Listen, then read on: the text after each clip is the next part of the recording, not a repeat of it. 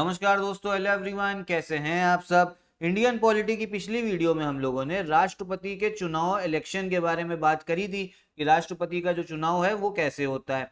अब आप ये समझिए, चुनाव हो गया राष्ट्रपति का। अब वो कितने साल के लिए अपने ऑफिस में रहेंगे? वो रहेंगे आपके 5 साल के लिए। अब लेकिन क्या 5 साल के पहले अगर हमें उनको हटाना है, हमारे प्रेसिडेंट को अगर हमें हटाना है, तो क्या वो हटाया जा सकता है? हाँ, बिल्कुल हटाया जा सकता है। इसका संविधान में, हमारे कॉन्स्टिट्यूशन में तरीका दिया हुआ है।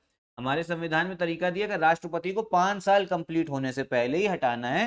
तो वो बोला गया, एक आर्टिकल है आपका, आर्टिकल 61। कौन सा? अनुच्छेद 61 हमारे संविधान का। और उस तरीके को हटाने को क्या बोला जाता है? इम्पीचमेंट बोला जाता है। इंग्लिश में इम्पीचमेंट बोला जाता है, और हिंदी में क्या बोलेंगे आप लोग? महाभियोग बोलेंगे। ठीक है, तो इसी इम्पीचमेंट प्रोसीजर के बारे में, महाभियोग प्रोसीजर के बारे में हम लोग इस वीडियो में बात करेंगे। तो देखिए, सबसे पहले तो आप लोग ये समझिए कि जो राष्ट्रपति का चुनाव होता है उसमें हिस्सा कौन कौन लेता है। मैंने पिछली वीडियो में बताया था, एक बार हम लोग शॉर्ट में समझते हैं। जो हमारा पार्लियामेंट है, उसके जो दो सदन है आपके, लोकसभा और राज्यसभा।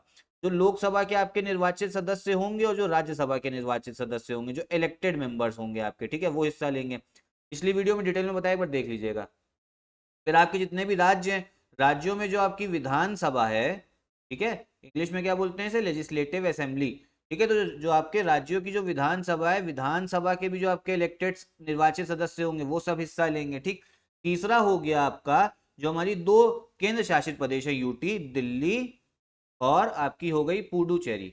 जो दिल्ली और पुडुचेरी की भी आपकी विधानसभा है ना, लेजिस्लेटिव असेंबली, उसके भी जो आपके निर्वाचित सदस्य होंगे वो हिस्सा लेते हैं। ठीक है, तो ये तो हमने पूरा प्रोसीजर समझा चुनाव का। अब मान लो हमें इनको हटाना है, इनके पद से हटाना है, ठीक है, कि 5 साल पहले से। तो उस प्रोसीजर को मैंने आपको बताया, क्या बोला गया? इम्पीचमेंट या महाभियोग बोला गया। और आर्टिकल कौन सा आर्टिकल है? वो हमारे संविधान का 61।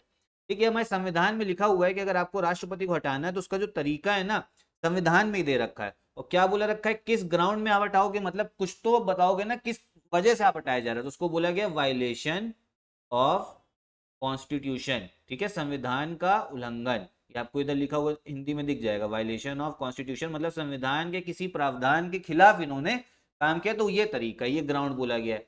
लेकिन इसकी परिभाषा क्या हो सकती है? अब भैया, उल्लंघन की तो बहुत सारी आपकी डेफिनेशन हो सकती है ना, लेकिन ये डेफिनेशन जो है वो संविधान में नहीं दी है। ठीक, ये चीज आपको समझनी है। अब इसका तरीका क्या, पहले ये समझिए। हटाएगा कौन? हटाएगी हमारी पार्लियामेंट हटाएगा। ठीक है, ये चीज ध्यान रखनी, जो हमारी संसद है ना, वही हटाएगा। ठीक है, संसद के जो दो सदन है। पहले तो आगे समझिए कौन सा हो गया। एक आपका हो गया लोकसभा, और एक हो गया आपका राज्यसभा। ठीक है, अब आप ये समझो, जो महाभियोग का जो प्रक्रिया है ना, वो किसी भी सदन में शुरू हो सकती है। या तो लोकसभा में भी शुरू हो सकती है, राज्यसभा में भी शुरू हो सकती है, किसी में भी। मान लो राज्यसभा में शुरू हुई, ठीक है, जो आपकी महाभियोग की प्रक्रिया है राज्यसभा में शुरू हुई, तो होना क्या होगा ना, जो आरोप लगे होंगे राष्ट्रपति पे, वो राज्यसभा की आप जो समझो, जो स्ट्रेंथ है, कितने सदस्य हैं टोटल इसमें, मैक्सिमम स्ट्रेंथ 250। तो जो इसके 250 स्ट्रेंथ में जो एक चौथाई मेंबर्स है ना, 1/4, उनको जो चार्ज लगे वो पहले साइन करके देने होंगे। ठीक है, साइन करके देने होंगे। ठीक है, उसके बाद में 14 दिन का आपको राष्ट्रपति को, प्रेसिडेंट को नोटिस भी दिया जाता है। ये चीज आपको ध्यान रखनी है। ठीक है, मान लो राज्यसभा में महाभियोग का प्रक्रिया स्टार्ट हुई, तो जो एक चौथाई सदस्य है ना, 1/4 किसके, 250 के, उनको क्या करना पड़ेगा? जो चार्जेस है उस पर साइन करना पड़ेगा, हस्ताक्षर करने पड़ेंगे, और 14 दिन का एडवांस नोटिस दिया जाता है।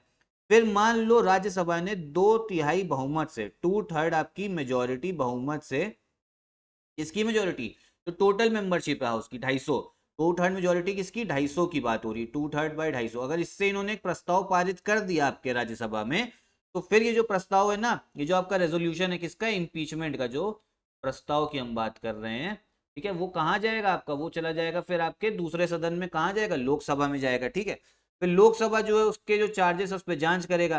फिर अगर मान लो लोकसभा ने भी 2/3 बहुमत से, लोकसभा की जो मैक्सिमम स्ट्रेंथ है वो कितनी, 550, अगर 2/3 बहुमत किसकी, 550 से, उन्होंने अगर ये प्रस्ताव को पारित कर दिया, लोकसभा ने भी, राज्यसभा तो पहले कर ही चुका है तभी लोकसभा में आया, और अगर लोकसभा ने भी पारित कर दिया ना, तो उसी दिन, जिस दिन वो पारित हुआ है, लोकसभा से भी पहले राज्यसभा से हो गया है, फिर लोकसभा से भी पारित हो गया, जिस दिन पारित हुआ उसी दिन आप समझो राष्ट्रपति को हटा दिया जाएगा। ठीक है, वो इम्पीच्ड माने जाएंगे। तो ये पूरा आपका प्रोसीजर है इम्पीचमेंट का, इस चीज को ध्यान रखिएगा। यहाँ पे मेन चीज ध्यान ये रखनी है, जो प्रस्ताव पारित होगा ना, वो 2/3 आपकी बहुमत से होगा टोटल मेंबरशिप का। ठीक है, 2/3 आपकी टोटल जो कुल संख्या है। ठीक है, तो ये चीज आपको ध्यान रखनी दोनों सदनों में से। ठीक, अब उसके बाद में जो कुछ आपको फैक्ट ध्यान रखने वो ये है कि मैंने आपको बताया कि भैया या तो लोकसभा में हो सकती है कार्यवाही स्टार्ट या राज्यसभा में हो सकती है। तो लोकसभा के भी जो आपके इलेक्टेड जितने भी आपके सदस्य हैं, जितने भी आपके सदस्य हैं, जितने मेंबर होंगे ना, चाहे फिर वो इलेक्टेड हो चाहे नॉमिनेटेड, सब हिस्सा लेंगे। नॉमिनेटेड तो फिलहाल अब लोकसभा में कोई नहीं होता है, तो इलेक्टेड सदस्य। और राज्यसभा में भी जितने आपके निर्वाचित सदस्य हैं ना, चाहे इलेक्टेड हो चाहे आपके नॉमिनेटेड हो, वो भी हिस्सा लेंगे किसमें, महाभियोग की प्रक्रिया में। ठीक है, अब यहाँ पे समझने वाली बात यह है, जब मैंने आपको बताया था जो चुनाव होता है राष्ट्रपति का, उसमें हिस्सा कौन लेता है, उसमें जो लोकसभा राज्यसभा के सिर्फ आपके निर्वाचित सदस्य ही हिस्सा लेते हैं। ठीक है, जो आपके इलेक्टेड मेंबर होंगे ना, सिर्फ वही हिस्सा लेते हैं। ठीक, ये समझिए, आपको मैंने अभी पहली आपकी स्लाइड में बता रखा है कौन कौन हिस्सा लेगा आपके।